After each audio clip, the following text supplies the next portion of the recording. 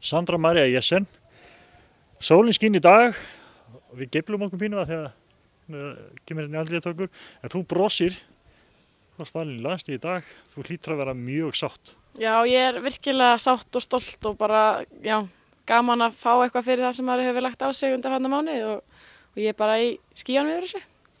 Menn voru búin að afskrifa þig í vetur þegar þú meiddist í verkefni með landsliðinu og alveg búin að Algarve og alveg búin að afskrifa þig.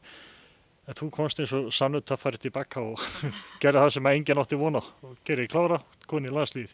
Já, ég setti allt í þetta og bara frá því að ég fekk niðurstöðunar að ég væri með sildi crossband þá fyrsta sem ég spurði að var einhver möguleika að ég taki þátt á EM og bæklunarlæknirinn minn sagði það er möguleiki en hann er ekki mikill og leið og ég heyri þetta þá bara já ok, það er séns, ég þarf að grípa hann, ég ætla að gera allt sem ég get og lagði rosalega mikið á mig og fekk hjálp frá mjög mikið af fagfólki í kringum mig og saman náðum við þessu og ég er rosalega stolt að því núna.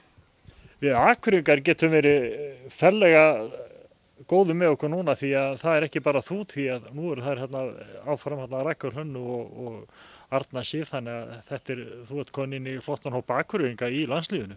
Já. Og svo náttúrulega hafa fleiri leiki með Þór Káa eins og Katrín Ásbjörns og Sandra. Já, það eru margar sem að hafa einhver tengsl við Akureyri annarkvort búið eða spilað og já, með þess sem þú nefndir og líka Sandra Sigurðardóttir sem er frá Siglufirði þannig að við erum margar sem tengjumst hérna á Norðurlandinu og það var rosalega gaman að fá að representa Norðurland Íslands.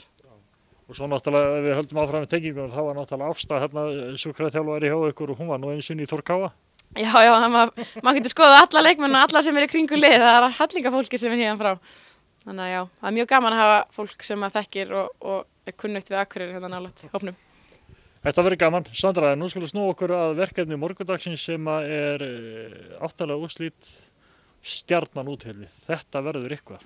Þetta verður hörkuleikur og við erum rosalega spenntar og búumst ekki við öðru en að það verður erfiður leikur frá fyrstu til síðustu mínútu og ég held að við séum allar klárar í verkefni og leið og síðustu leikur var flautaðar af, þá var bara fagnaðarlæti í 2 tíma og síðan bara fókusin á þetta þannig að það búið að vera mikil einbeiting í liðinu og náttúrulega kannski ekki mikið æft sem að stuttum við til leika en við höfum klárlega sett fókusin og einbeitingun á þennan leik og við erum klárar. Nú eins og ég sagði einnig við Donna, nú erum búin að koma ykkur í þá stöðu meðan við það að sko, það eru 10 sigurleikir með bikarnum þannig að við erum búin að koma ykkur í þá stöðu að vilja ekstra mikið allir vinna Þór Káa. Þannig að það verður engin vettlingatök á morgun sem að verður notað á ykkur í Garðabænum.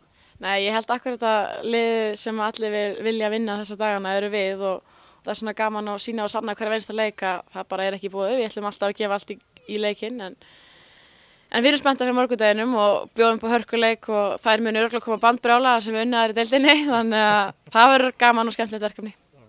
En það er náttúrulega stundu sagt sko að sigur í deild og tap í bikar og öfugt en nú er ykkar að brjóta upp á reglu eða venju eða gefa skít í þetta og vinna bara. Já, maður vill alltaf vinna og eins og Donni er búin að stimpla hann í hausinn á okkur, það er allir leikir, það er allir fari í alla leiki til að vinna og saman hvort það sé í deildi eða bikar, við viljum vinna alla leiki og þess vegna horfum við á leikina morgun með sömu augum. Sæmileg stemning í hópnum? Já, mjög góð stemning í hópnum, bara eins og búið að vera í allt sumar að liðseldin og samheldnin er bara betri og betri og já, ég veit ekki hvernig þetta verður randanum þetta heldur svona áfram.